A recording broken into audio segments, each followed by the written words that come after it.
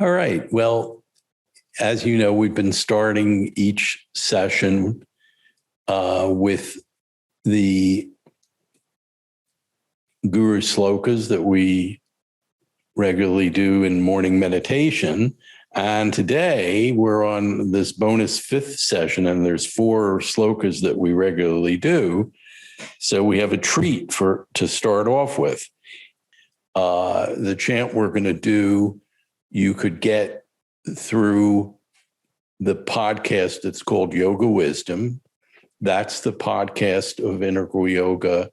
It's free and has many, many, many talks by Gurudev and a few other things other than Gurudev talks that are either good talks or chanting or this or that. About 95% are talks by Gurudev. And what we're going to start with today is an exception to that. It's a chant that you'll find on that podcast to Lord Nataraja that was done on an album. An actual came out on a CD, which you can see here. I don't know how well you can see that, but it's called Jai Gurudev, and it's devotional chants to Gurudev, and it's pretty spectacular. And I'm completely entranced by this particular chant, which is why I wanted to share it with you and thought it'd be a nice way to start. It's the third track. It's called Nataraja, and some of you have probably heard it before, and we can all chant along. It's done responsively. The words are translated here as, "O King of the Cosmic Dance," which is the translation given here for Nataraja or Nataraja. The Nataraja, you're going to see a beautiful video as just another treat for our final session that Nataraja, who is our moderator, and I don't think there was any nepotism involved in this, hopefully, produced this beautiful video to go along with the chant. And it has images of the Nataraja at Kailash here at the ashram, as well as other beautiful images of Lord Shiva and Gurudev. And so Nataraja is this one of the great Murtis or manifestations of Lord Shiva, and translated here as "O King of the Cosmic Dance." Nata is the dancer and Raja is king. And so the chant is very simple.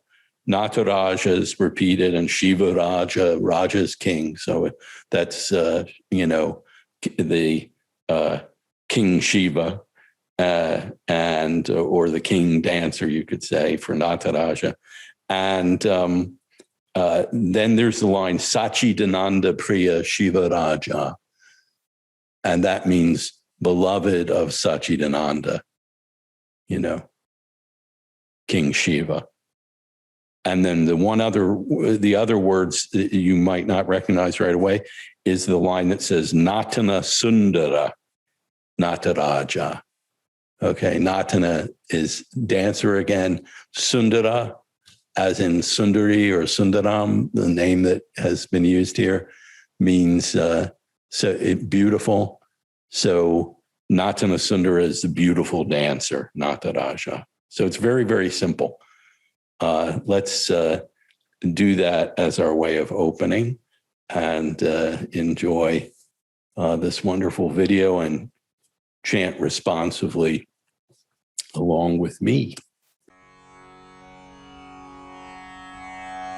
Nataraja, Nataraja, Nardana Sundara Nataraja.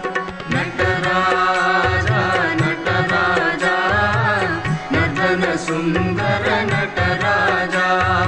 Nataraja, Nataraja, Nardana Sundara Nataraja. Nataraja, Nataraja, Sundara Nataraja. Shivaraja,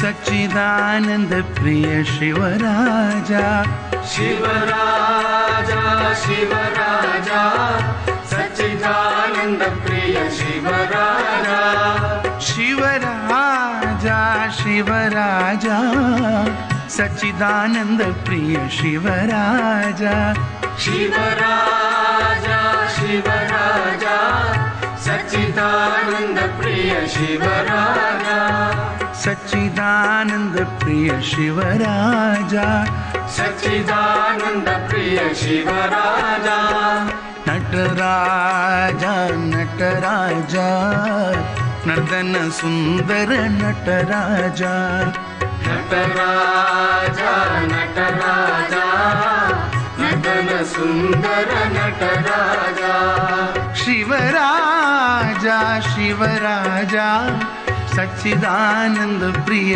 Shivaraja Shivaraja Shivaraja सच्चिदानंद प्रिय शिवराजा शिवराजा शिवराजा सच्चिदानंद प्रिय शिवराजा शिवराजा शिवराजा सच्चिदानंद प्रिय शिवराजा सच्चिदानंद प्रिय शिवराजा सच्चिदानंद प्रिय Shivaraja Nataraja Nataraja northern सुंदर Nataraja Nataraja Nataraja northern सुंदर Nataraja Nataraja Nataraja northern सुंदर नटराजा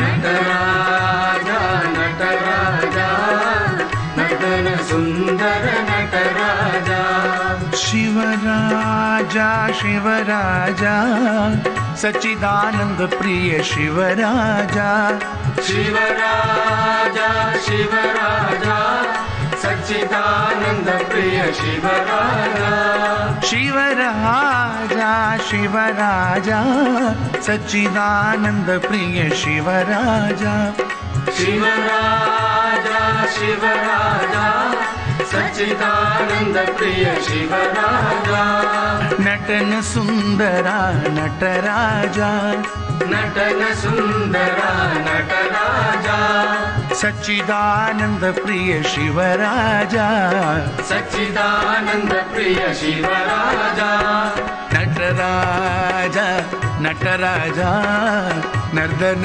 सुंदर Nataraja Nataraja Nataraja northern सुंदर नटराजा नटराजा नटराजा नर्दन सुंदर नटराजा नटराजा नटराजा नर्दन सुंदर नटराजा शिवराजा शिवराजा सच्चिदानंद प्रिय शिवराजा शिवराजा शिवराजा सच्चिदानंद प्रिय शिवराजा शिवराजा शिवराजा सच्चिदानंद प्रिय शिवराजा शिवराजा शिवराजा सच्चिदानंद प्रिय शिवराजा सच्चिदानंद प्रिय शिवराजा सच्चिदानंद प्रिय शिवराजा नटराजा नटराजा नर्दन सुंदर नटराजा नटराजा नटराजा नर्दन सुंदर नटराजा नर्दन सुंदर नटराजा नर्दन सुंदर नटराजा नर्दन सुंदर नटराजा नटराजा नटराजा नर्तन सुंदर Nataraja.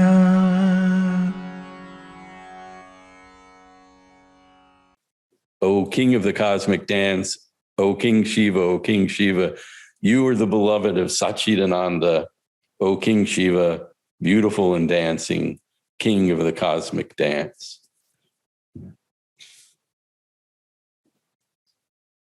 So our final session.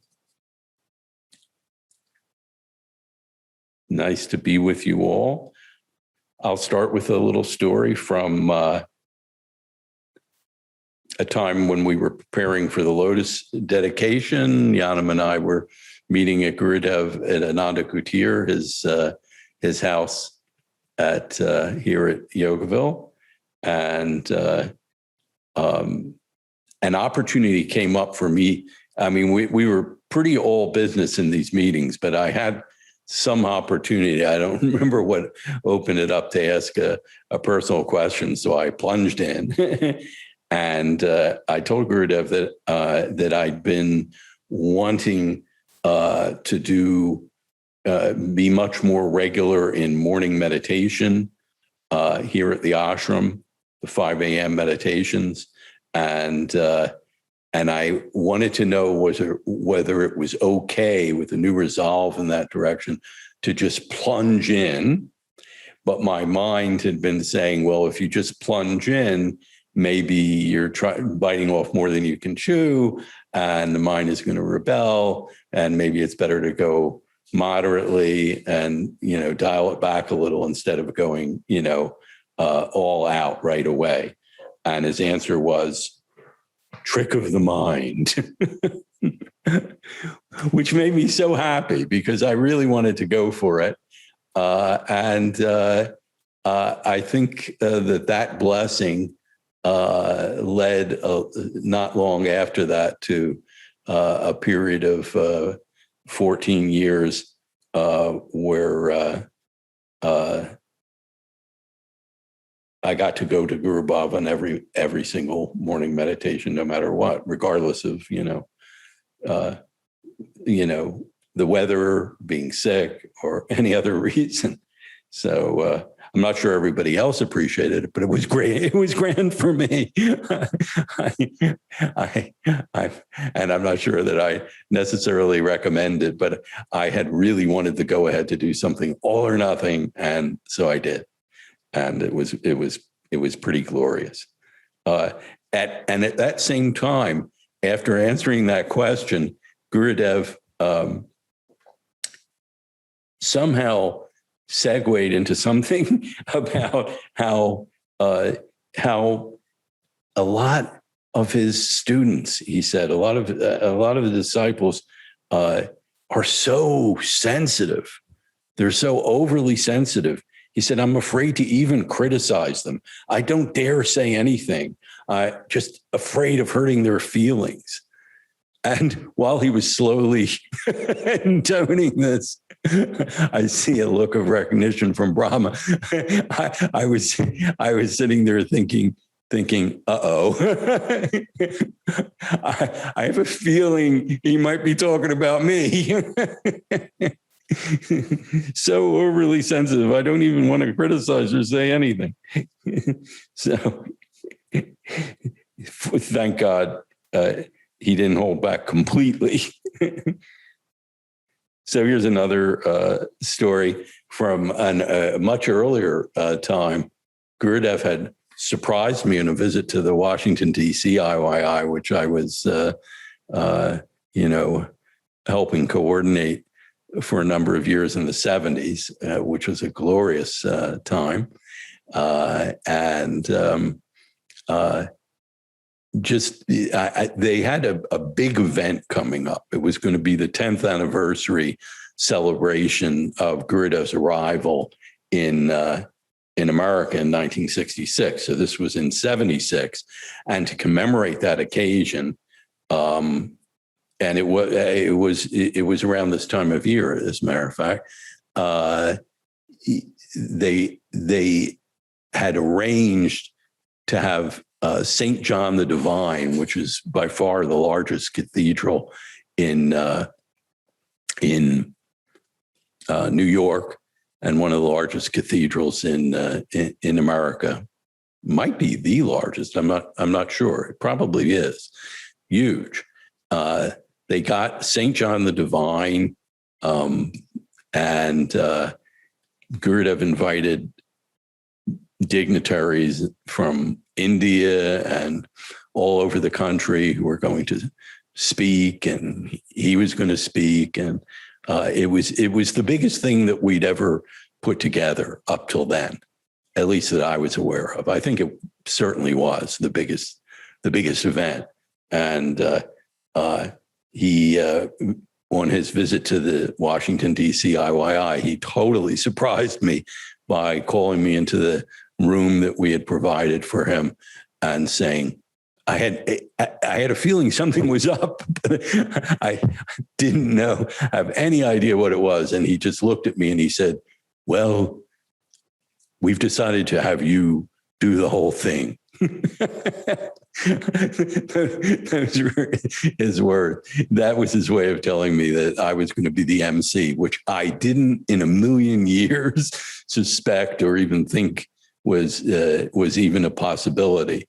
So that led to a wonderful opportunity for all kinds of scrambling and, meetings and phone calls in which he would correct my pronunciation of Jaffna, and which I'm probably still saying wrong after all these years, and getting to introduce people like Sri Kanagaratnam, former Supreme Court Justice of India, and other dignitaries. So it was really quite something. I got to write like this big script, and for the emceeing, nothing like my always off the cuff speaking style.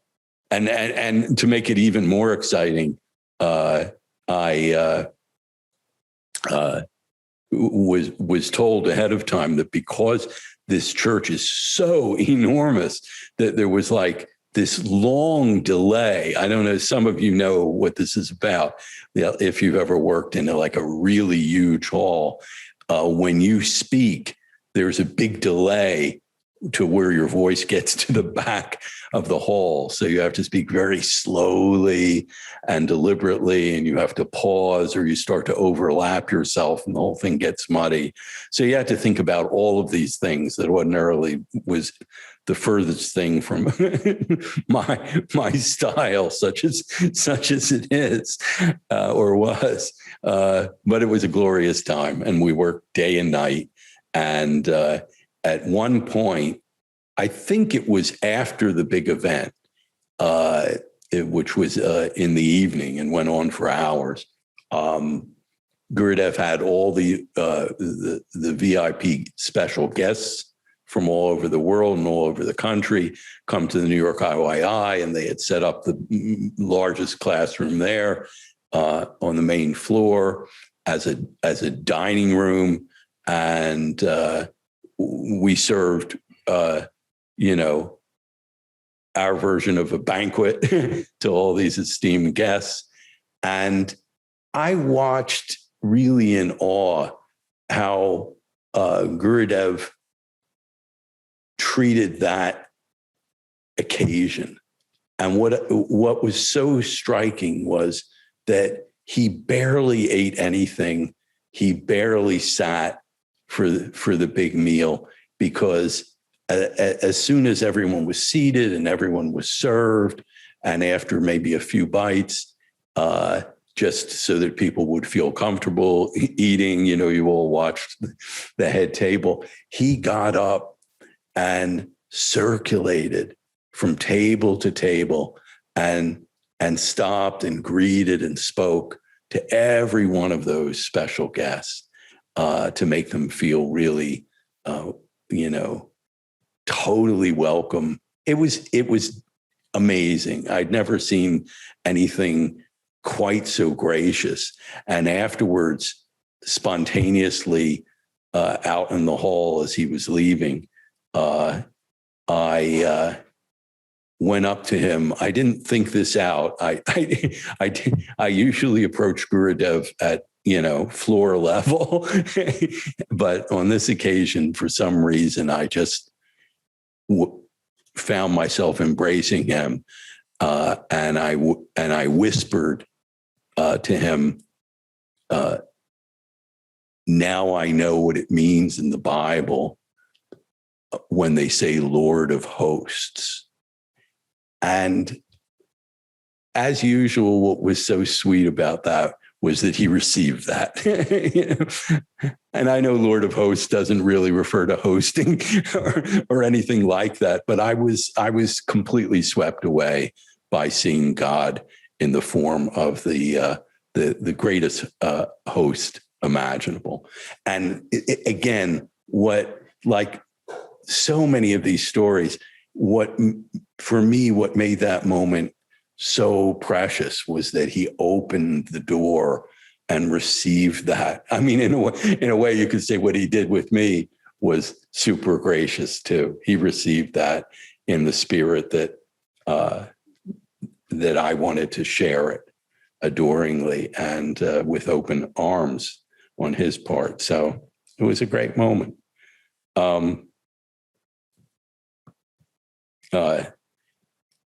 Jumping ahead to the Connecticut ashram, and I don't, as I've told you before, I don't really know the years on a lot of these, but in a satsang in Connecticut, it was probably when I was living there in the late 70s.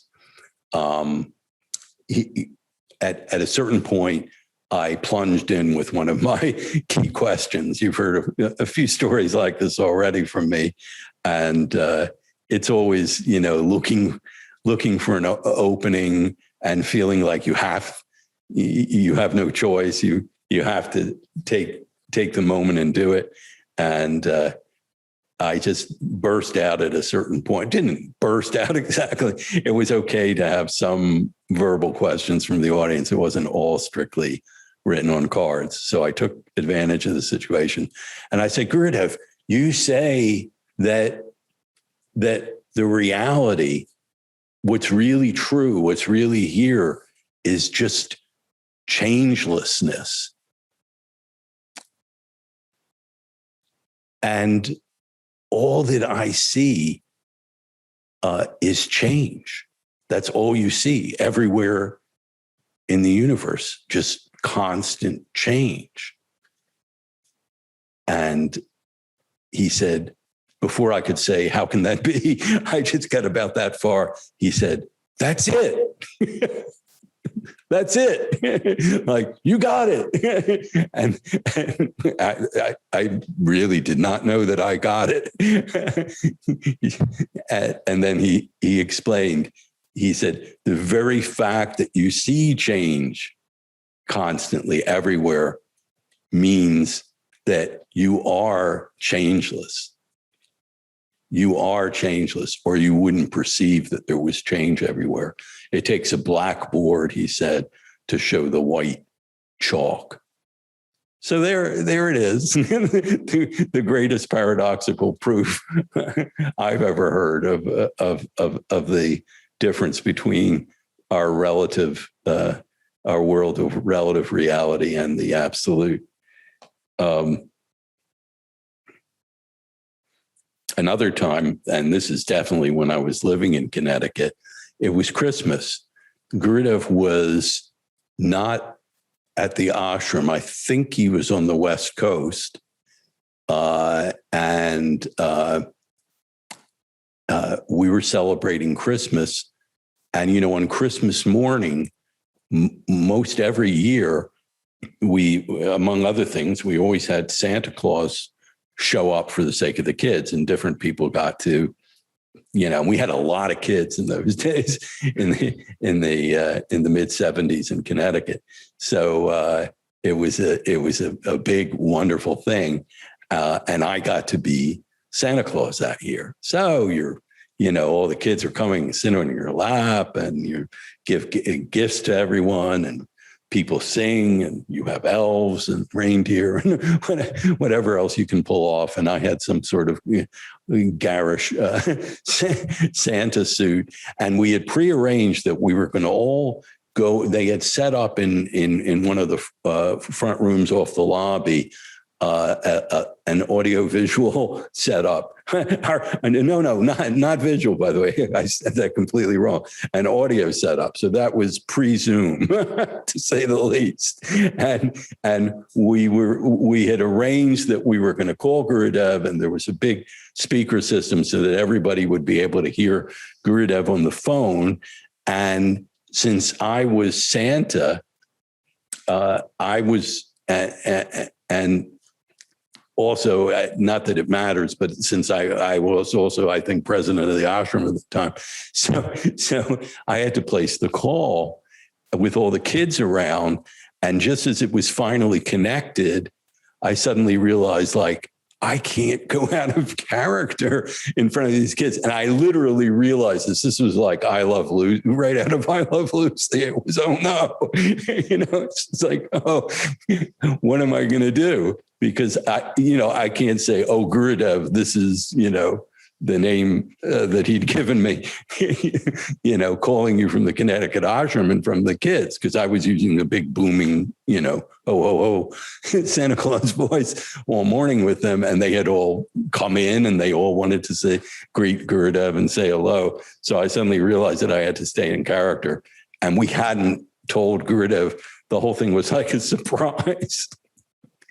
So Gurudev answers, hello, and I go, and I just plunged in, and I went,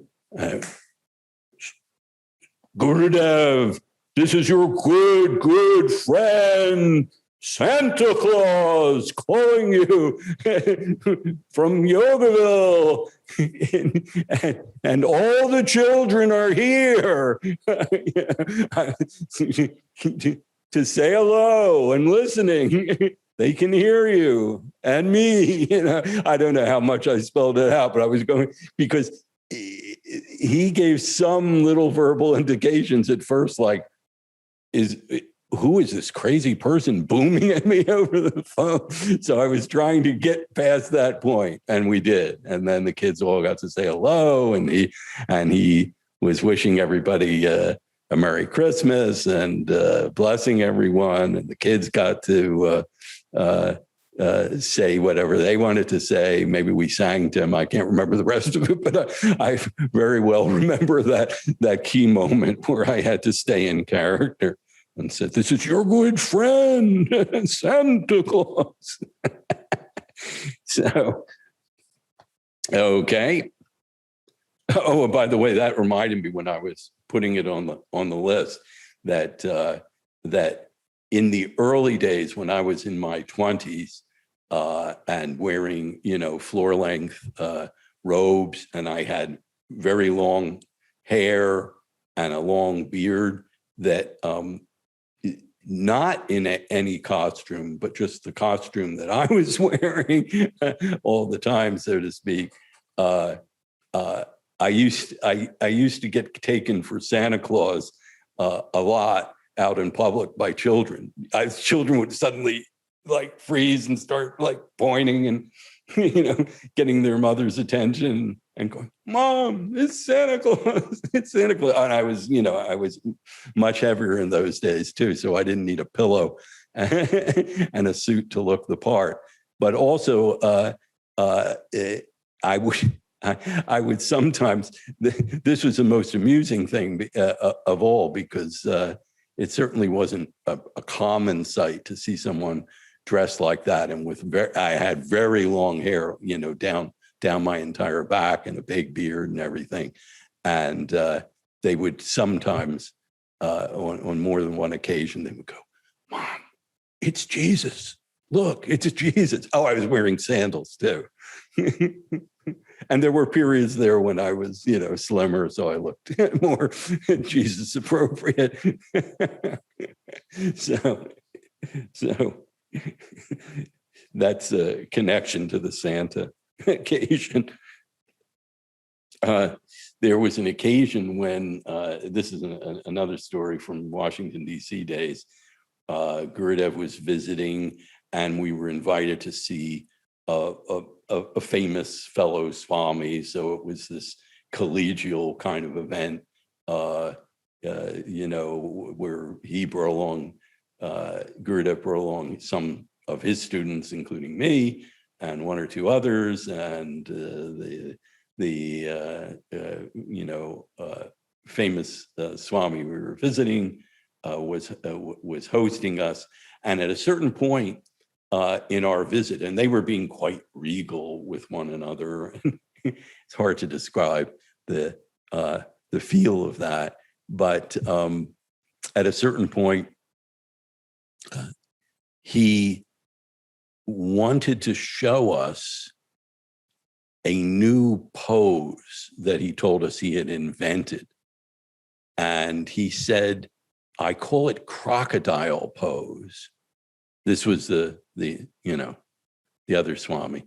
And he lay down face down on the floor, and he said, it's just like a crocodile that's just slithered out of the mud. He was a very animated, way of expressing himself. And he said, so it's just like he slithered out of the mud. And when you're lying like this, he was explaining the benefits of the pose. He says it really compresses the abdomen and the diaphragm, and you're able to like exhale really fully. Well, afterward, when we got outside, see, when I was listening to this part of this wonderful afternoon, I was thinking, yeah, well, I'll tell you what I told Gurudev, because it was based on Gurudev's teachings. I was thinking about Gurudev's teachings where he said that we did savasana for deep relaxation, lying on our back, because you want the diaphragm unrestricted so that you can inhale fully as well as exhaling. So when we got back outside to the car, this is going to sound like it was snarky, but it wasn't really, I don't think. I don't know why I wanted to share this, but I told Gurudev, I wanted to share it because it was based on Gurudev's teaching. So I said, Gurudev, when so-and-so, showed us that crocodile pose, I wanted to say, yes, he said that it helps the exhalation. I said, but I wanted to say, yes, but what about the inhalation? And Gurudev immediately, very enthusiastically, looked at me and said, you should have asked him that. It was like he was going, you got him, and you should have asked him that. Of course, I don't think he was really telling me that I should have asked him that, but it was a great moment where we were appreciating one another. Although who knows? Maybe he was telling, you're with me. You could do anything. Not that there was anything bad about the other Swami sharing that. Anyway, that's the little light story. And now comes a heavy story that I'm almost hesitant to say, but I'm going to say it because Gurudev said it, and said it in front of about 400 people. So, and there's no good way of telling you this story without using some colorful language, just one word of colorful language. So I'm going to do it. So this was on a big retreat, a very big retreat. And I think it was the Amherst retreat where we did transcribed all the talks and did all these insane things that we would do in those days when we were very young. And when we'd have ecumenical retreats in those days, we would have rabbis, priests, Zen monk, all sorts of people from different traditions that were teachers in their own right come and give talks. And Brother David, the Benedictine monk, who's a good friend of Gurudev's, was there speaking. And the Zen monk was somebody that was new to all of us.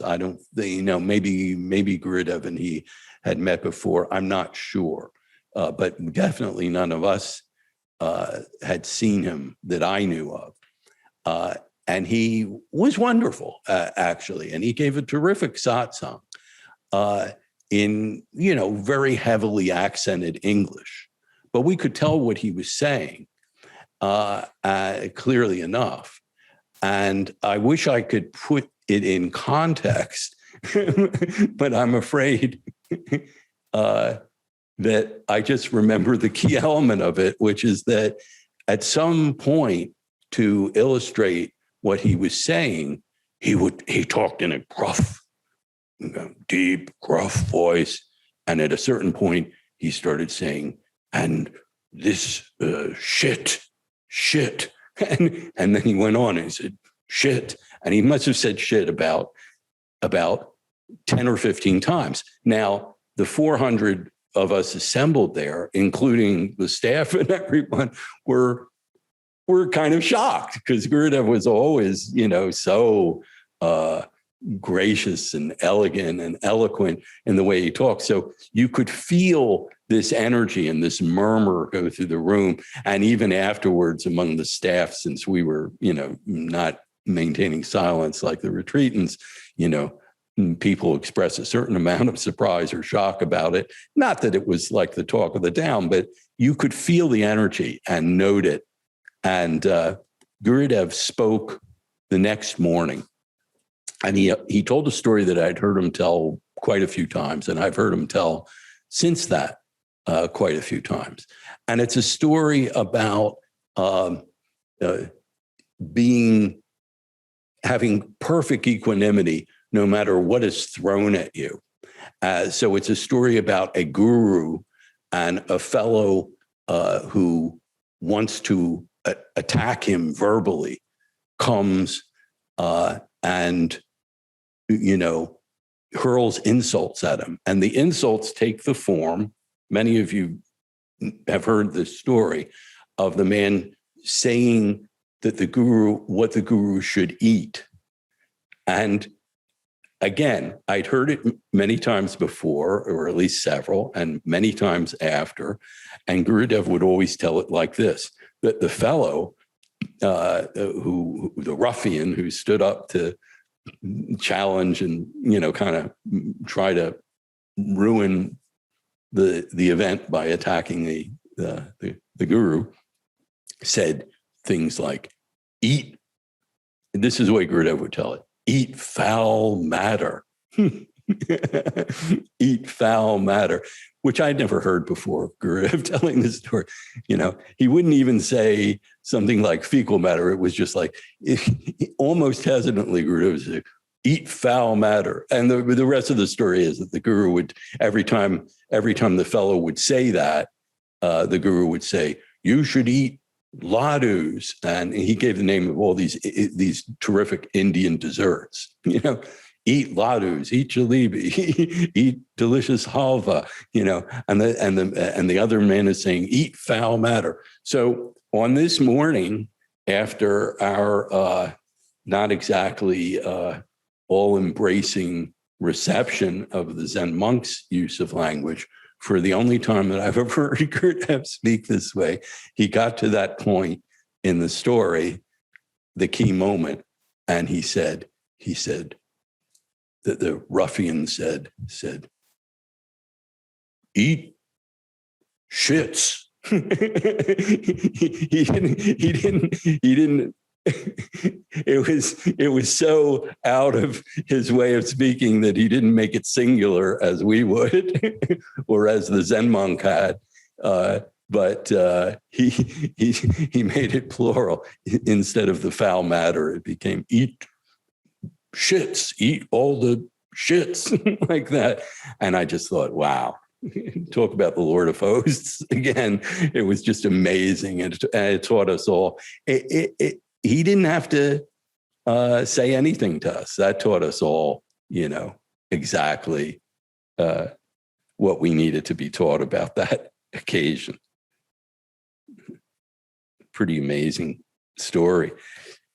Again, back in the DC IYI, we all had occasion where we were invited by another yoga organization, had their own restaurant. And it was quite a wonderful vegetarian restaurant in DC at that time. So we all went to the restaurant with Gurudev, and they were treating us to this lavish feast of, everything off of their menu, basically. I mean, they might have asked us to just order, but they had like a vast menu. So it was quite something. And all of the wait staff and everyone who came, and the cook who came out from the back and all of that, were disciples of this other guru that was the head of that organization.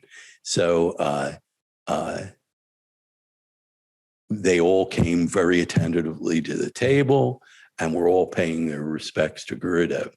And what he did on that occasion was so dazzling an expression of mastery.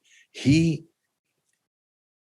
dialed back his incredible level of, is charisma even a word you can use about somebody as great as he is?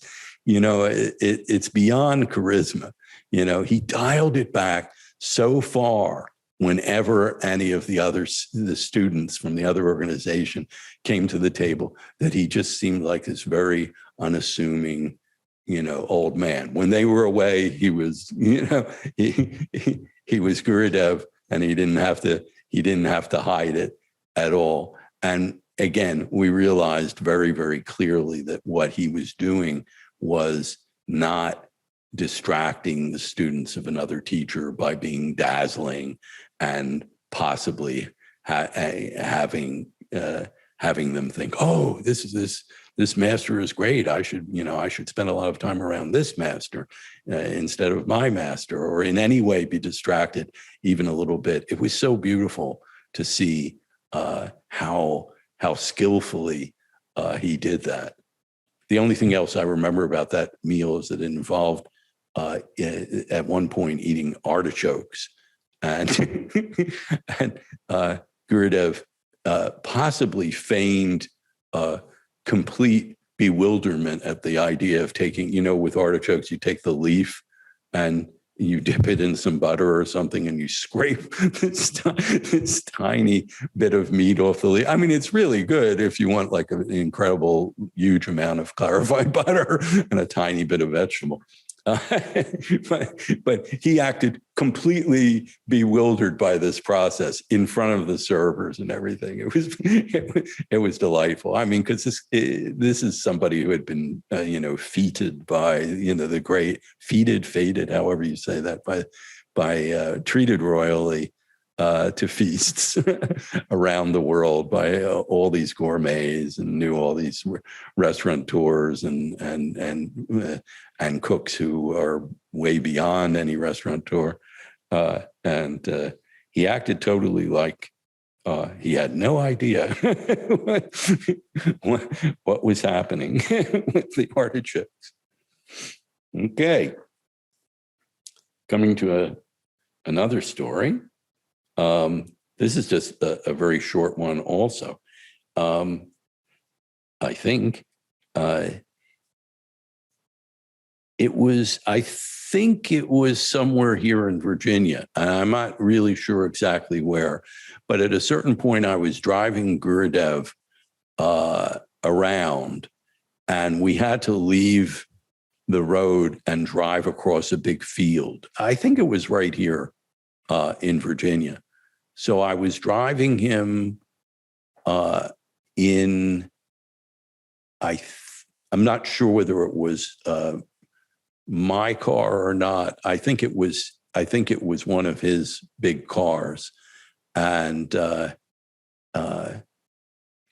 you're driving across a field in a regular passenger car, it's kind of rough, and you're having to go very slow because it's not very smooth and all of that.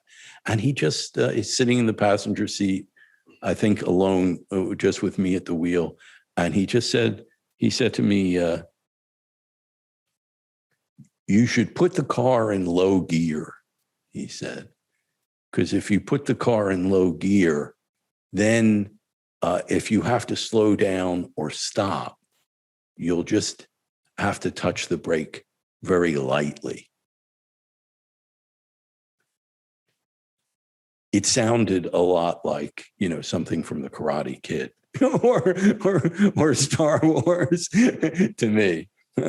Put the car in low gear. If you have to hit the brake, you'll be able to just do it very, very lightly and slow down or control what's happening. So what is low gear? Well, it means that you're going slow, but with more power. Gurudev often said slow and steady wins the race. He liked to say that. Yeah. So I thought that was quite the driving lesson. One time we were in a little group of us went to the old Uptown IYI on 500 West End Avenue. And Gurudev gave us a tour of what was now classrooms that he would, he no longer lived there as he did in the early years, but he had lived there. He'd done mantra initiations there, and the Institute had started there. There were various temporary places that he had lived prior to that when he first arrived in 66. And he was giving us a tour. And what really stands out to me from that, everything pretty much stands out to me from that, but it was amazing because as we walked around, he was pointing to different areas in the different rooms that were now classrooms and public spaces, and saying, this is where my desk was. I had a floor desk here where I would sit on the floor. The phone was here. That's where I would answer the phones. This is where I would, fill out the paperwork he just gave me enough detail to say, that thing that you've been doing, because he initially, when he came here, he sent us all out all over the country. Originally, of course, just New York, but then he sent Vijay and others to the West Coast and others to Chicago and Detroit and Dallas and Washington, D.C. and cities all over the country. And that's what we were all doing. We were sitting at little desks. We were answering the phones and filling out forms and filing. And he was just letting me know that he did the whole thing. I've talked to people who were lucky enough to take classes back in that first year. And he would come over during a hatha class.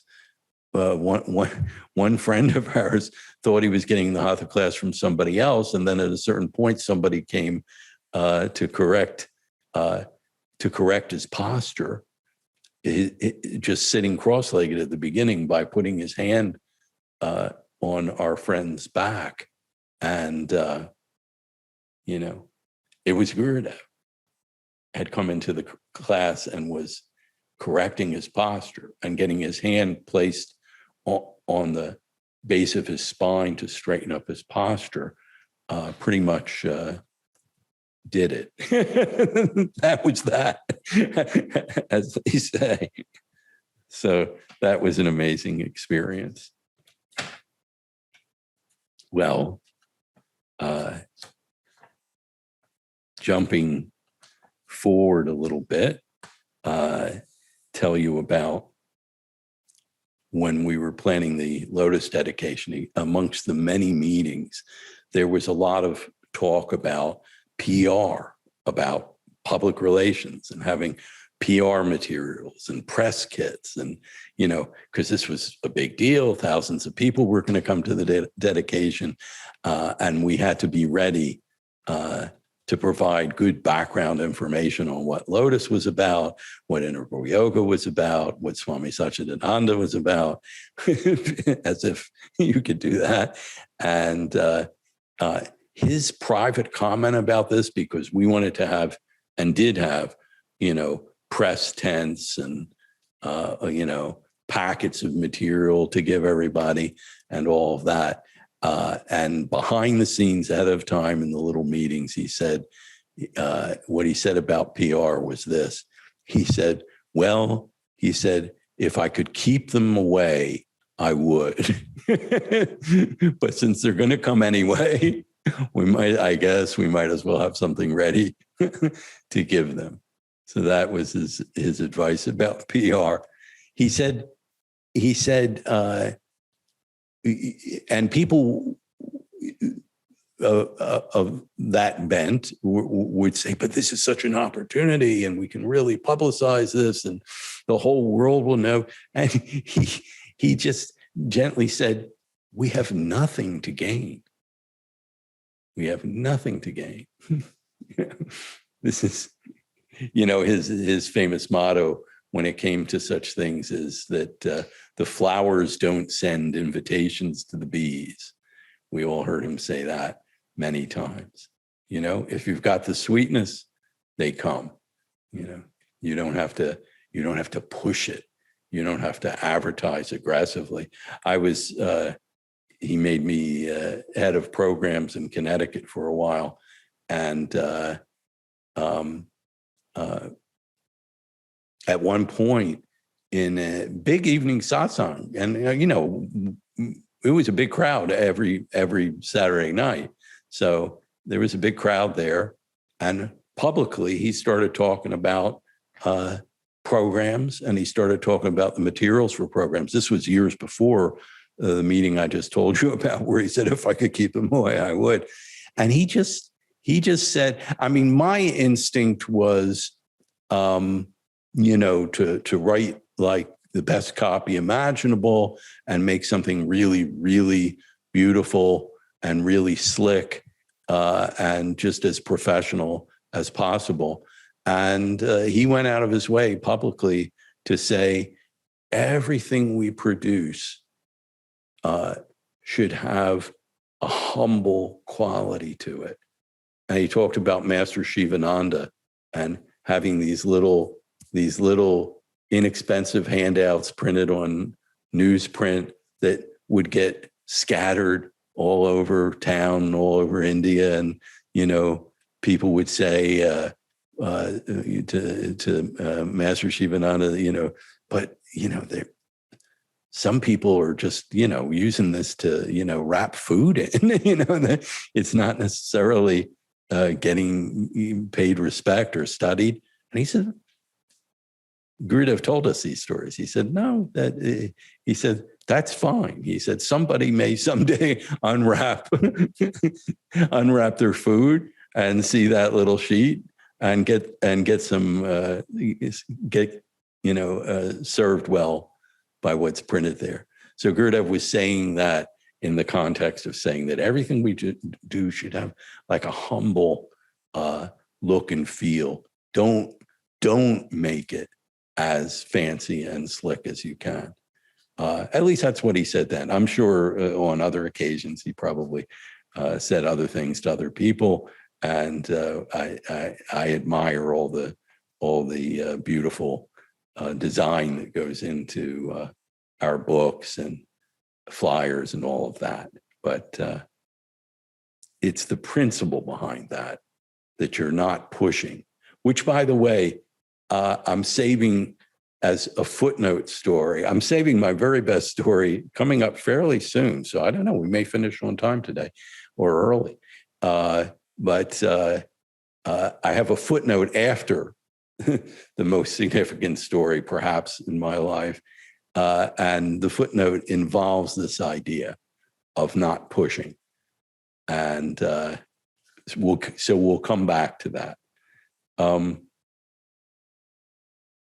At one point, and by the way, this whole idea of a certain humble look and feel, to be honest, my feeling was I was glad that Gurudev, was perhaps not as famous as, the Beatles guru or someone like that. And he had great artists and celebrities who were devotees of his, I know, and all of that. But my feeling always was that if he had, hundreds of thousands of people beating a path to his door, that it was going to get really hard to get close to his feet at all. So I know that's kind of a selfish point of view, perhaps, but I liked that it was. I just always felt like the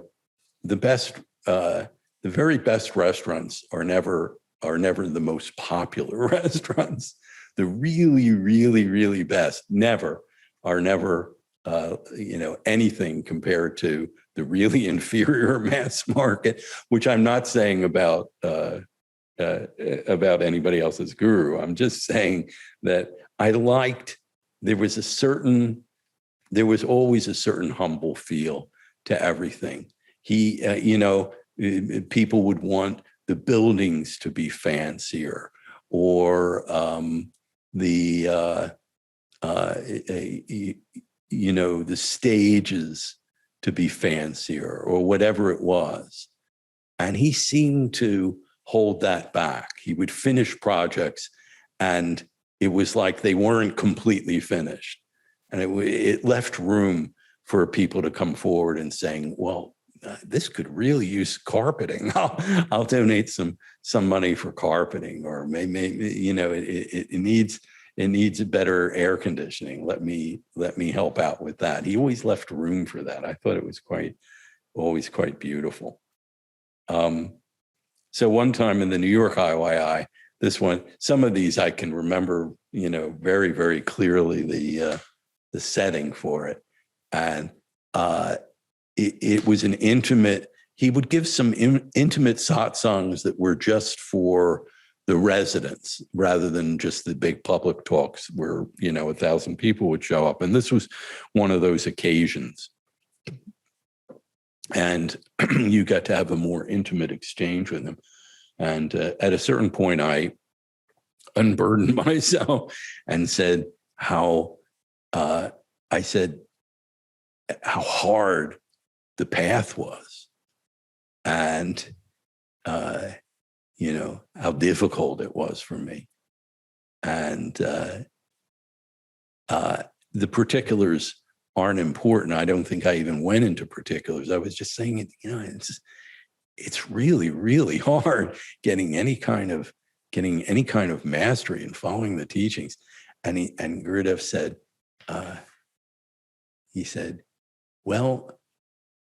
imagine if we laid out a thin beam like a 2x4. He might not have said 2x4, but that's what it sounded like a thin beam across a very tall chasm with a huge drop, and asked you to walk across it. Which was interesting because I guess, a lot of people share this, but I definitely do. I really don't like that idea of having to walk across something at heights. I don't like, when it took me days at the Grand Canyon to fully enjoy it when we went hiking there, just because it would make me my stomach would flop watching park rangers jump around on rocks, talking to us animatedly with their back to the canyon, with a mile drop right behind them. It would just make me sick watching other people. So I had this in spades. So when he laid out that image, suddenly we put this beam, a very long drop, and asked you to walk across it. He said it would be very difficult. He said, but if we tied a rope around you and it was held from above, you could walk easily. Yeah. And that'll relate to the finale. So once we got contacted late in the day, Lakshmi and I did, living here in Yogaville in Virginia, and we were told that Gurudev was going to be giving a talk in a nearby town, Farmville. So it's about, 45-minute drive. And they wanted to know, could we take Gurudev in our car? And nobody had ever asked us. I mean, he had all these, he had some antique cars that people had given him, and he had other nice cars. And nobody had ever asked us. We had a Volvo that was in pretty good shape. It was not brand new, but it was okay, not too beat up or anything. And of course, we said yes, of course. Can you drive him to the talk tonight? Oh, in your car? Yeah. So Lakshmi and I spent all afternoon just cleaning every square inch of the outside, the inside, doing our version of detailing it, and just like really, really working hard, getting the car ready for Gurudev, or as close to being appropriate for Gurudev as we could manage. And then we were told to, come over to Ananda Kutir at the appointed time. There was going to be a caravan of people going to this particular talk in different cars. And it was told to us in the last minute, just in the last minute, like almost as if it was an insignificant detail, that, oh, he wasn't going to go in your car. You don't have to worry about that, but you can come to the talk. Why don't you follow the lead car that he's going to be in? So that might have not even been said, but we ended up in that position. So we were in the second car. And, there's part of you that's thinking, oh, just spent all day getting the car in shape for Gurudev, and it wasn't even remotely needed. He was in a much nicer, bigger, more comfortable car, and we're just going to follow. So we started following, and we kept close. I think there was something said to us about, it was almost like they made up like a duty for us, like when Brahma and when Gurudev, I told you I think in the first week when he had us, when we were swimming after Gurudev's, boat, and then he gave us a job to do, saying, go up there on the shore and stand there. And so this was like that. I think we were told that we should be second, and that it was, just in case anything happens, you'll be there in your car. And we thought, all right. And so there was this whole little caravan. We headed out for the 45-minute drive, and with me, being a little bit grumpy about not getting to drive Gurudev and doing all the work and all of that. And we're following along, and almost instantly, as soon as we pulled out, something that happened that has never happened to me before or since, frankly, not like this, completely unique. And that was that right here, right between the eyebrows, we were talking about Ajna Chakra, I think last time, the proverbial third eye started pulsing as soon as we pulled away following Gurudev, so intensely and muscularly that it was like no sensation I've ever had. I mean, I've had energy center at different chakras, and you feel a little sensation, a little pressure, a little warmth, a comfortable feeling. But this was very different. It was pulsating like this the entire ride. So it was like he said, Gurudev was going, oh, so you feel let down? Here you go. And it also felt nice because it felt like he appreciated the effort to clean up the car. I don't know what poor Lakshmi got out of that situation, but she wasn't afflicted with worrying about our lost effort and all that nonsense that I was feeling.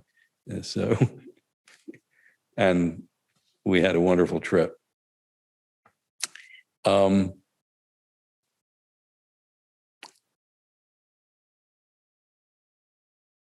there's a quality to a lot of these stories, and this next one has this quality and I think they all actually do. I think that all of these encounters, something else was going on, like the pulsating third eye. It was obvious that something was going on, but a lot of times something was going on that was much more than you could realize at the time. So this is a very simple story, this next story. What I have to tell you isn't much. It was a Guru Purnima. So there was a big crowd in Shivananda Hall. Everyone was sitting at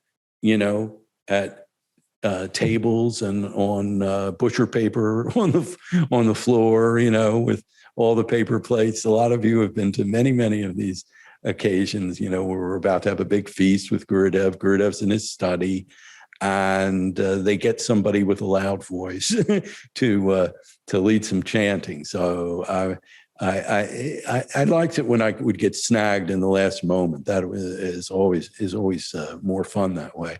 And they said, Paraman, can you go up there and lead some chanting? Because Gurudev was meeting with some folks. And later we were told sometimes that we shouldn't be too loud if Gurudev was meeting with somebody, but this predated that instruction. So I'm standing at the podium, which is near the door to his study, and something seized me. I was feeling these occasions were and are so amazing that you feel transformed the entire day, sometimes for days leading up to it. I could think about nothing else. I would lie down to sleep and be thinking about Gurudev or thinking about some little thing that maybe I had the opportunity to do. So you were like in a different world, a different loka. And I, feeling very elevated and transported, I went up and I started chanting the bija as a kirtan, the bija mantra, which, we do on some special occasions, but not much. Normally we would chant Hari Om, but I was really just very, like I said, transported, and I started chanting it very, very vigorously, rapidly, and, with all my heart and full force. And frankly, the crowd was going wild. They really were, all my friends were chanting really loud and enthusiastic. And it was special because it wasn't the usual kirtan. It's a kirtan that we reserve, if we even ever do it as a kirtan, only for holy moments. So I was just feeling tremendous energy. The room was feeling tremendous energy. Everyone was into it. There was really a roar, and Gurudev emerged from the door, and everyone stood up. So you can immediately tell that, that something's happening. And the way the door is situated in the podium, and his head table was over by the center of the stage, he passed right behind me.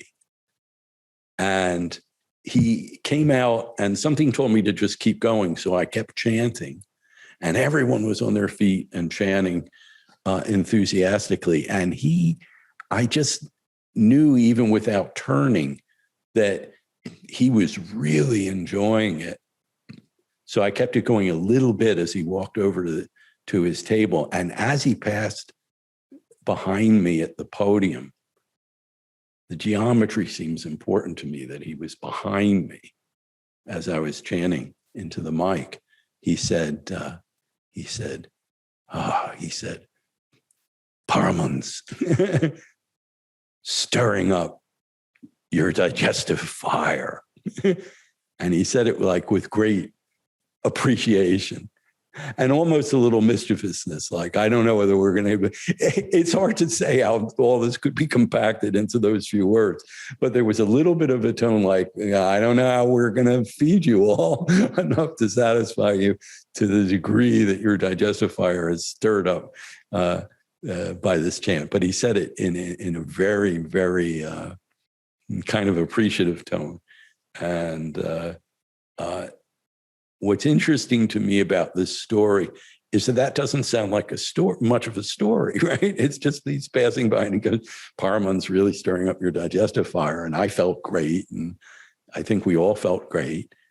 But when I remembered it again a few years back, when we were sitting in a story circle in our living room, I remember Hamsanand, she was sitting right next to me when I was telling that story. I felt really, really strongly,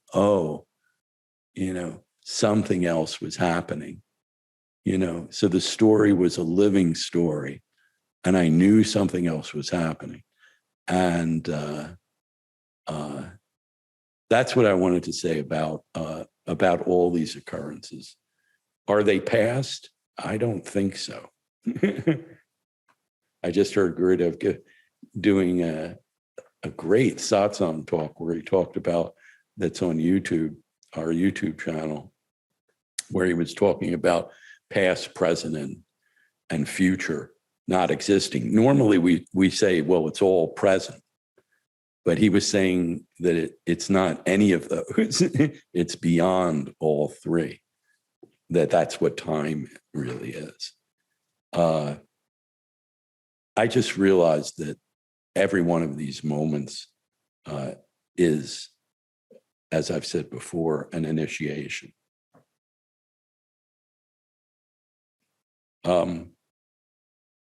So Lakshmi and I had this wonderful adventure for over 4 years where we started a company called Irresistible Rhythms, based on absolutely no business acumen whatsoever. It was based on the fact that we loved world music. We loved Afropop in particular. And we were sure that everybody else in the world must agree with us. So we went way out on a limb and, with our money, my parents' money and all this, we're working ourselves completely crazy trying to keep this business going. And our timing was impeccable. We went into mail order sale of CDs right before mail order basically ended. This is before Amazon, but right when bulk postage rates went way up and people stopped buying CDs. That was all ending all around the same time that we decided we were going to be selling CDs. But we had an incredible time for 4 years, which a side note is that we definitely would have quit if it hadn't been for seeing Gurudev. After our first big mail, from our point of view, you mail out 125,000 catalogs.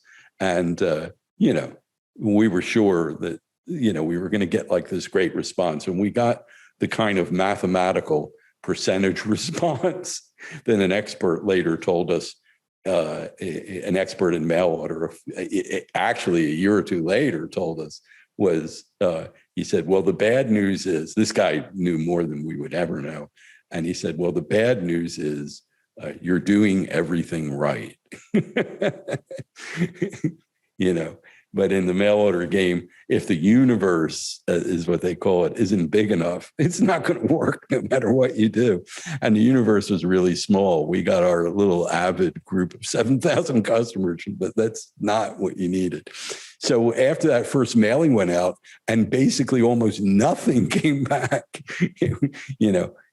it's a game of percentages. We were devastated and we thought, that's it.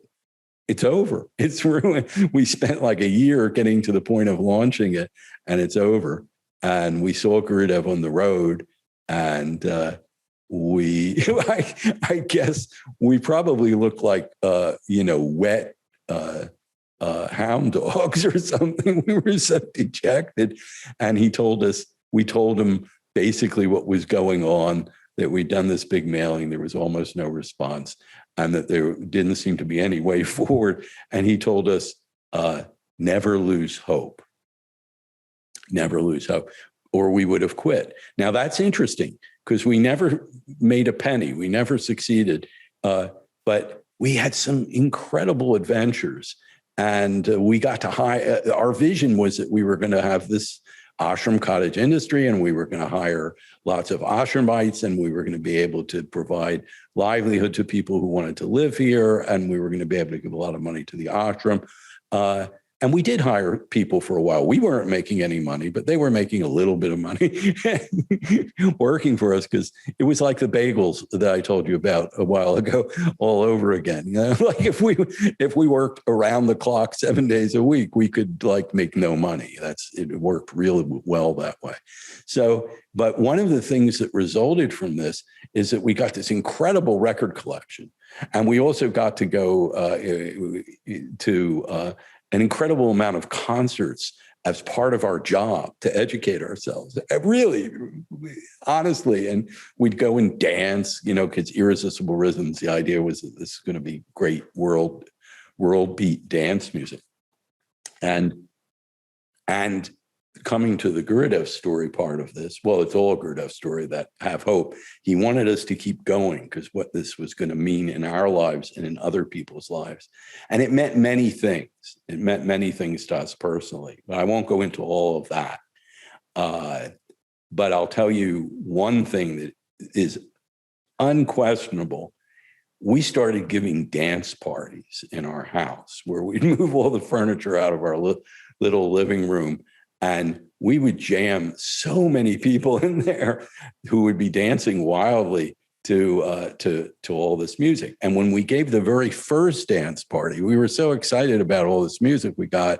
And I would put together these amazing playlists where every single thing that we played, you couldn't stay seated. You had to get up and dance.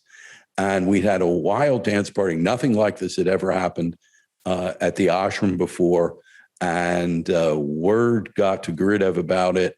And he, because it was, I guess, must have been a Friday night, that first party, I guess, because he was at Saturday's night satsang. And he said he had heard that there was really a big dance and a wild dance. And he said, I want you to reproduce that here now. And Lakshmi and I had to run home, and we picked the wildest of all the cuts that we had played that whole night, because he made it very clear that he wanted to see the wild dancing. He wanted to hear the music and see the wild dancing. So we brought over some Afropop by, at that point, our favorite cut. And we quickly gave it to the folks in Shakti Kam in Shivananda Hall. They played it, and it was irresistible, like our name. And everyone jumped up in their seats and started like dancing wildly like the night before. And Gurudev was sitting in his chair in the audience and like totally seeming to, looking around and enjoying so much seeing everyone dancing like that. And what you have to understand is that Gurudev, for many years, going back certainly to the early 70s, maybe the 60s, I don't know, definitely the early 70s, saying that rock and roll was not good and we shouldn't really be listening to it.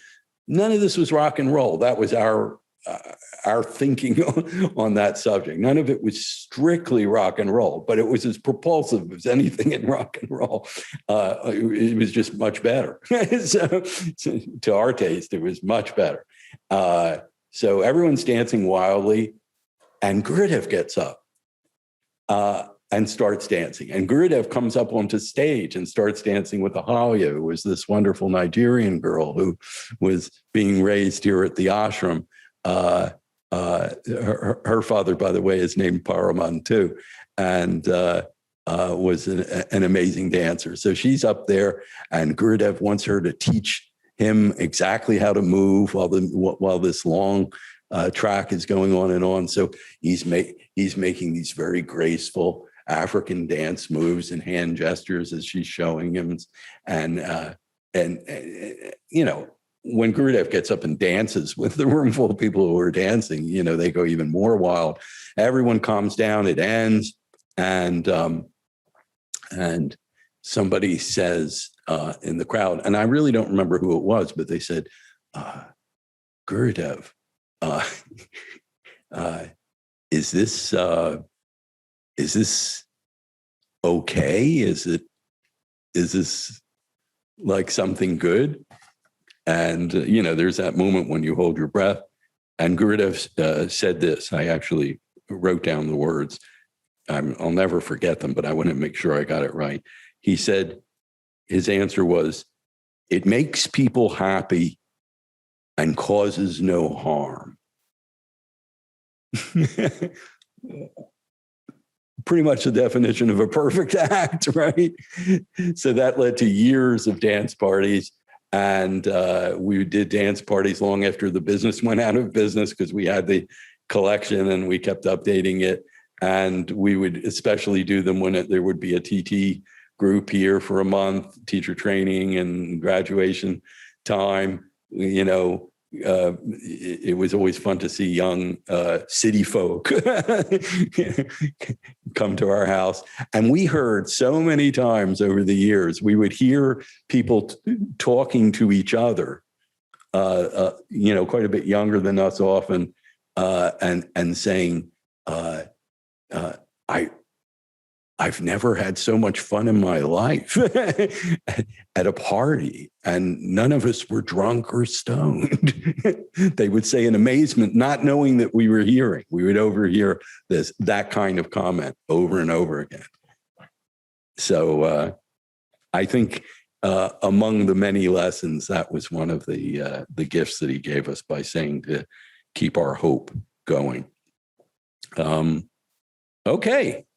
I'm ready for the last big story, and then I'll give the footnote story. And the last big story, I've done something I've never done before, not even remotely. I actually transcribed a lot of a talk of Gurudev's. Okay, so that Nataraja chant that we enjoyed so much at the beginning is from the Yoga Wisdom podcast. If you don't know podcasts, I'm not going to try to educate you about podcasts, but if you're interested at all, they're available for free. And Yoga Wisdom is a wonderful podcast with lots of Gurudev's talks. And one of those talks is called My Real Secret. If you know your way around a podcast app, you'll be able to search for it and find it in the Yoga Wisdom podcast. It's not on YouTube that I know of. Someone said that it was, but I've searched many different ways and never found the video of it. Not important, though. So this particular one of Gurudev's is from 1980, called My Real Secret. And I'm sharing it because it was a huge pivotal moment in my life. And I'm on it at one point. Like many of these stories where I say something at some point, I got to ask one of those really pivotal questions at one point. So to set up the question was, I'm going to read you little excerpts that I transcribed. I really want to recommend to you, though, that if you want to hear one of Gurudev's greatest talks, you'll hear what the theme is in a moment. Listen to this one. I've listened to it many times, and it's thrilling, and I play such a wonderful role in it, as you'll soon hear. I really do, actually, in a way. Okay, so the talk, My Real Secret, begins with a question. Someone says, Gurudev reads this card. This was in Connecticut Ashram in October of 1980. And the question is, please share with us some of your experiences with, Master Shivananda. We'd love to hear stories about your relationship with your guru. These are very much excerpted little transcript, okay? So Gurudev said this. I wanted to give you the flavor by getting the actual words. He said, The relationship is, I gave myself to him, and he worked through me.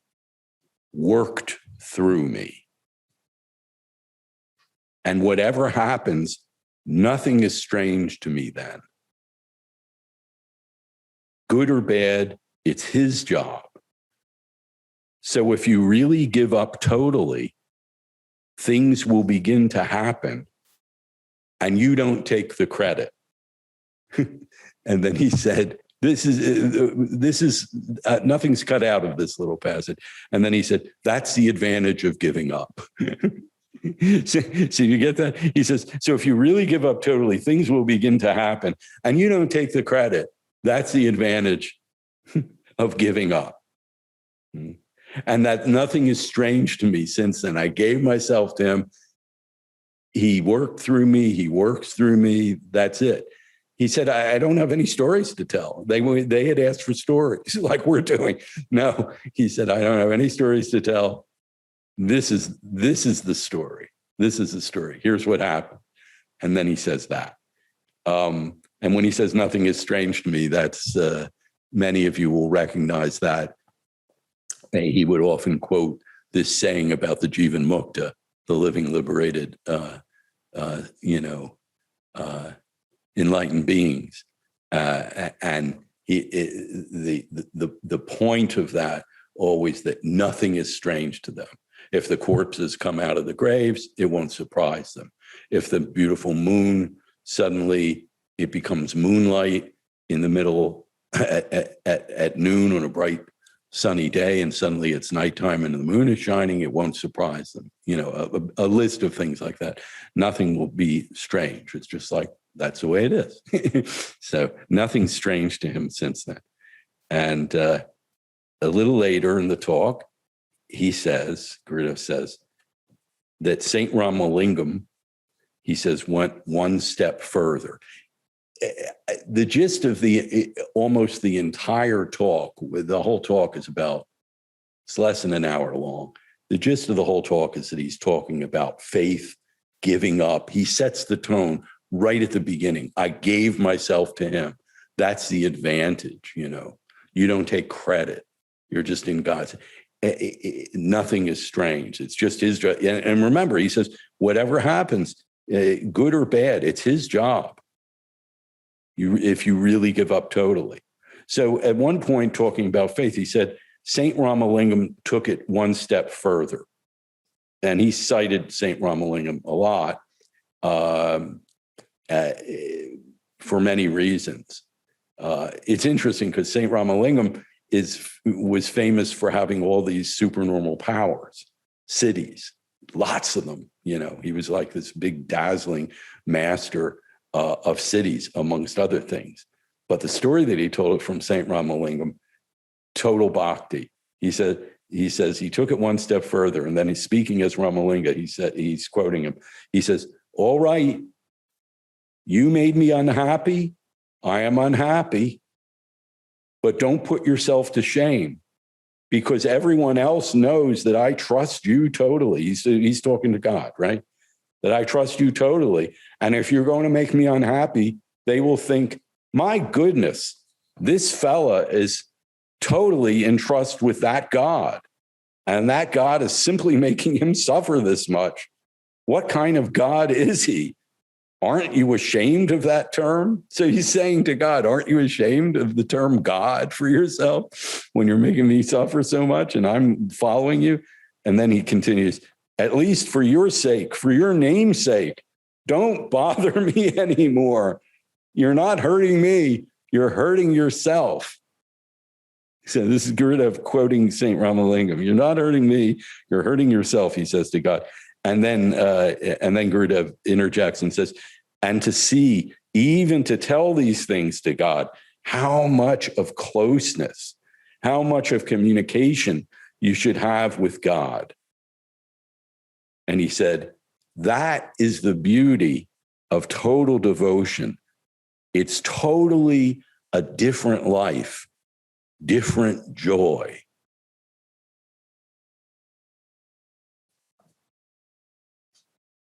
And a little bit after that, Gurudev said, when God makes you happy, because this was about being unhappy, right? He says, when God makes you happy, it will be a super happiness.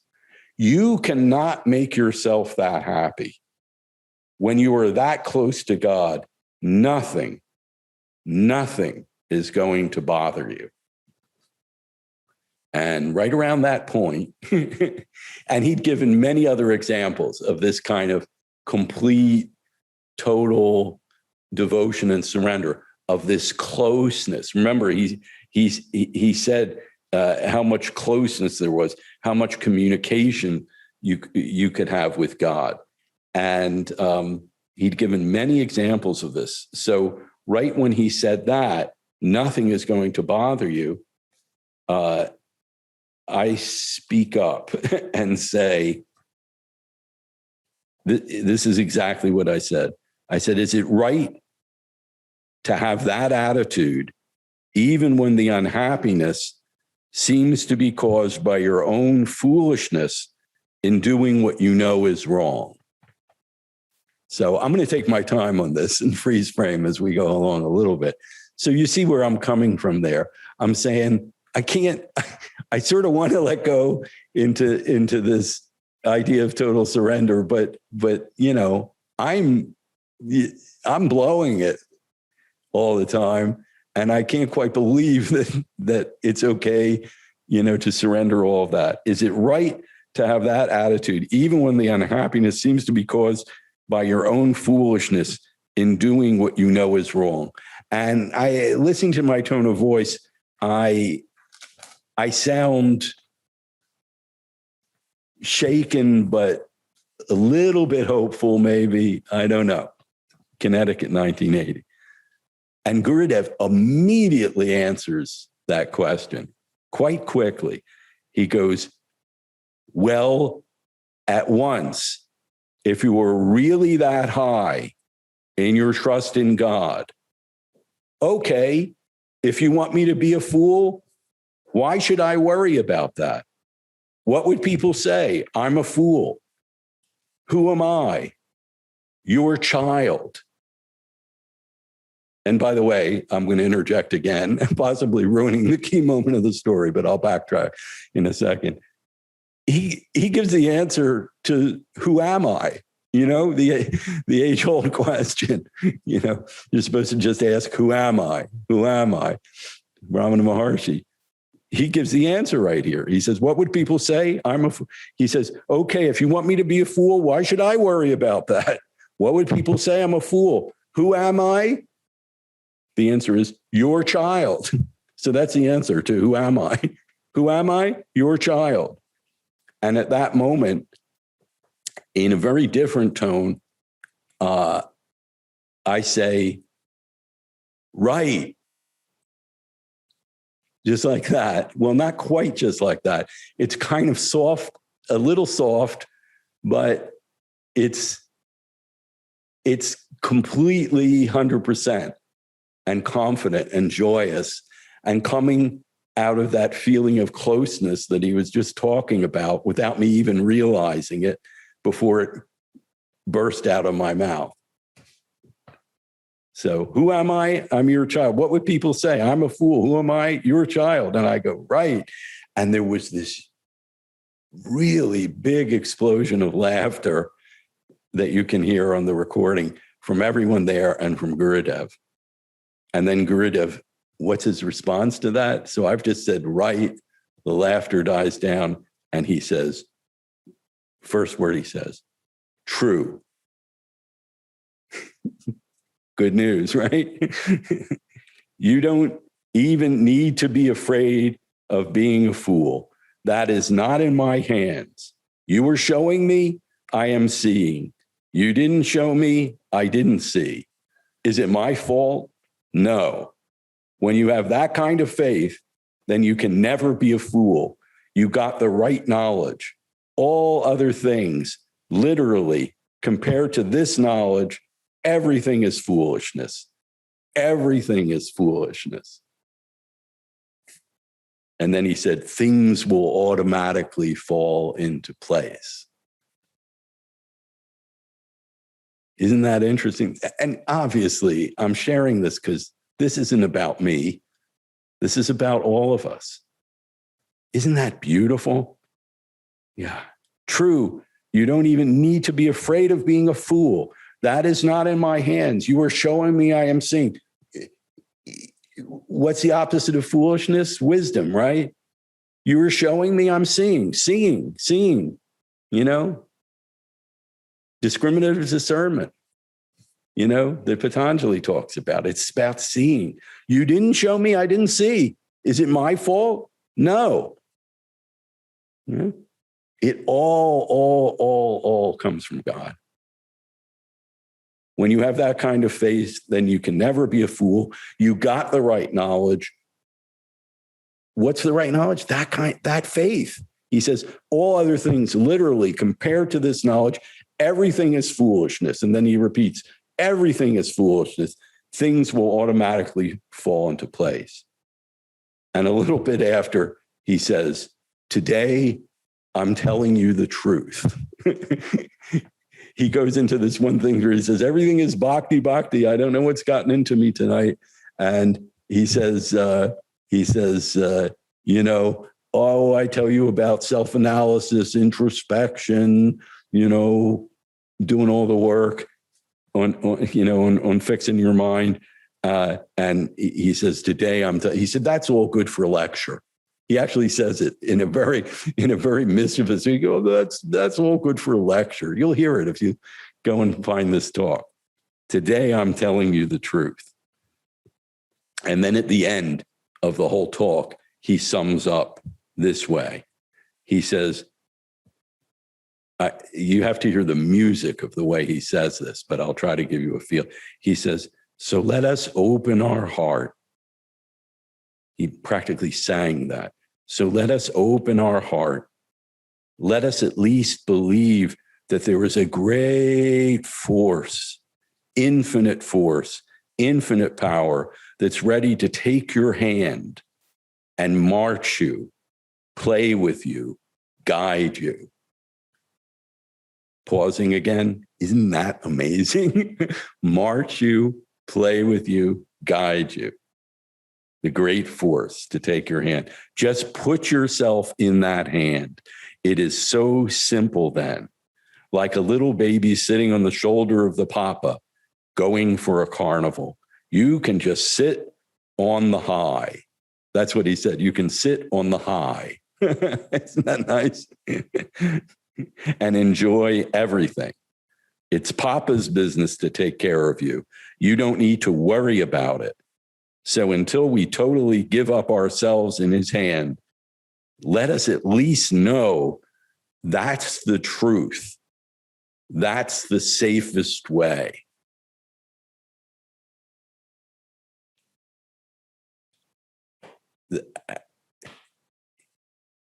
He created a moment that demonstrated all of that, not just for me, but for everyone in the room. The way everyone laughed, they all shared that moment when I said, right, you know, they're going to say, I'm your child. They're going to say, I'm a fool, but I'm your child. Right. And he created this moment for us. The whole talk was about creating that feeling of closeness. And then he fully demonstrated it in the last 5 minutes of the talk. He just went on and on. We say fun run. Well, this was a pun run. We all started punning with him, which some of you know, he loved puns. And we sometimes would shout puns from the audience, and everyone was, congregation was shouting puns, and he was shouting puns.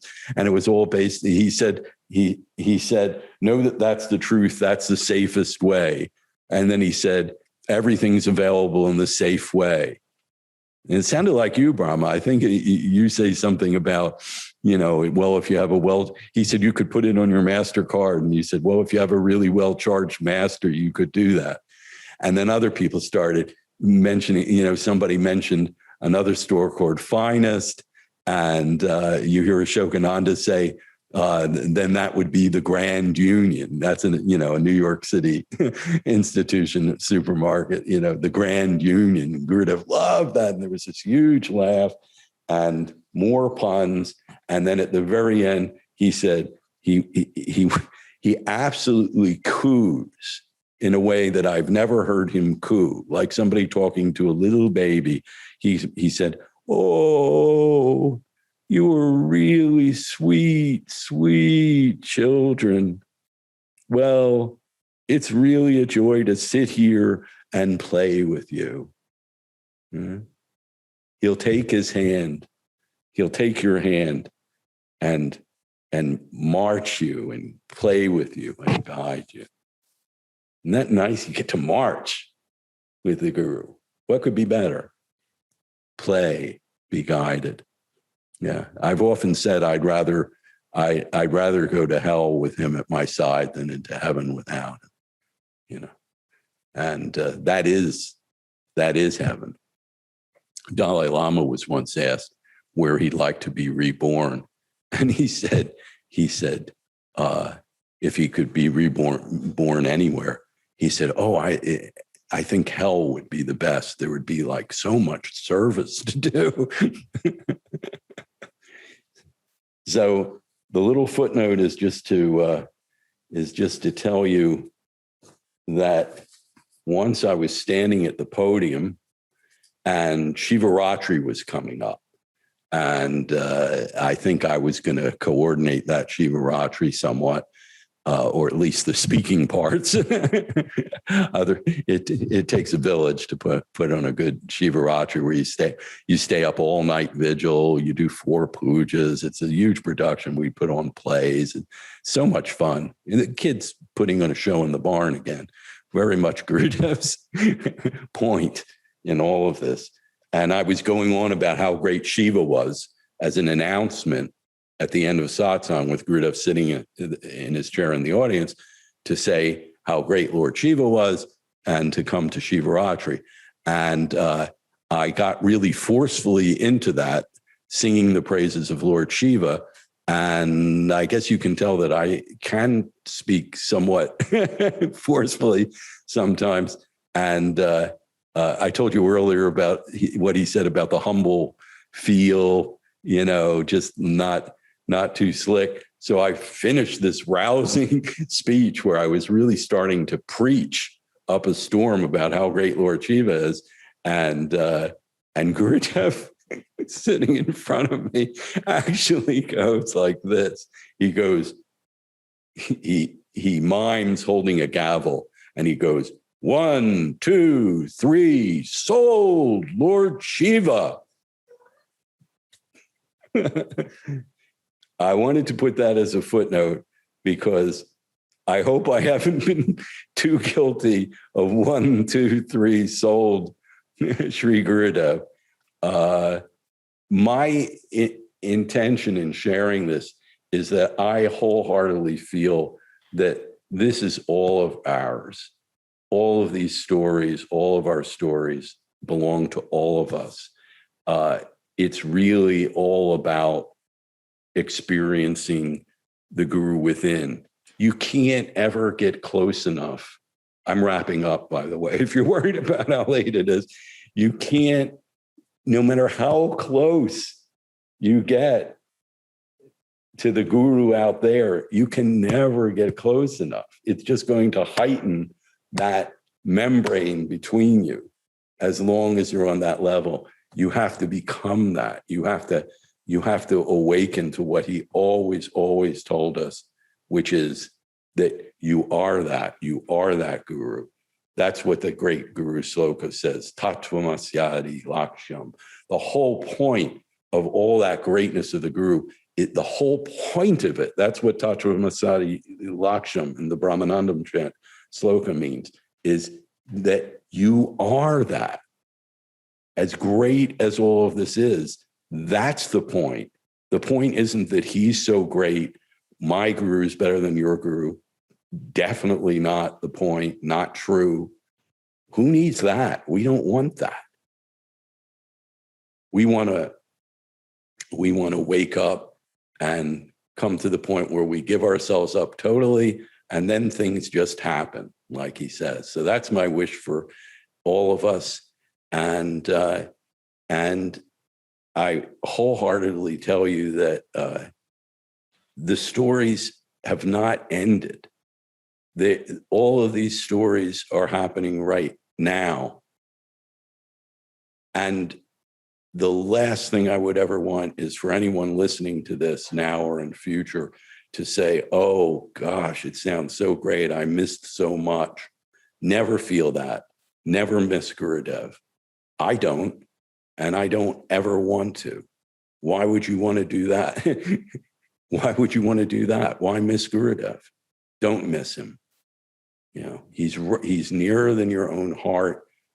The best stories are all your real story. You know, we all have our story, which is usually filled with complaints. That's not who you are at all. Your real story is this. So, and remember, one other thing that I always say about that, and then I'll close, is that St. Francis came along, 1,400 years after Jesus walked the earth? And according to my professional Christian friends, he was greater disciple than any of the apostles even. You know, so don't worry about missing anything. You can get it all. It's your destiny to just reach out and take it. It's at hand. It's right here. So really, I really mean that. Tune in and you will have all the stories yourself if you don't already. And I'm looking forward to getting to the end. Do you ever see the end of a story or a movie where you feel totally satisfied? It's very rare. Usually you get to the end of a book or a movie or a TV series that you love and you wish it would go on more. But occasionally you get to the end of something really, really great and you feel totally satisfied. And you don't feel any of that feeling about, I wish this would go on, you know, because it's touched the eternal in you already. So that's my wish for all of us, to experience that fully. Thank you so much. Without your encouragement and your smiling faces, I wouldn't have the inspiration or opportunity to do this. I'm very grateful to Nataraja and Vyasa and Arjavan and other people who encouraged me to do this, including Ananda Kamen, very much so. And it feels good to get all those stories, you know, where hopefully they can do some good, like the dance parties. I hope you'll all be dancing to these for years to come. Many people can dance to them. Nataraja, Natanasundara, Nataraj, beautiful dancer, Nataraj. Jai Gurudev. Let's do a little closing prayer for the sake of everyone throughout the world and for the planet and for all of nature and everyone facing challenges everywhere. Om Triambakam Yajame Sugandhim Pushtivartanam Urvarukamiva Bandhanan Mrityur Mukshya Mamruta. Om Triambakam Yajame Sugandhim Pushtivartanam Urvarukamiva Bandhanan Mrityur Mukshya Mamruta. Om Triambakam Yajame Sugandhim Pushtivartanam Urvarukamiva Bandhanan Mrityur Mukshya Mamruta. Om Shanti, Shanti, Shanti. Loka Samasta Sukhino Bhavantu. May the entire universe be filled with peace and joy, love and light, and may the light of truth overcome all darkness. Victory to that light. Jai Shri Satguru Maharaj Ki Jai.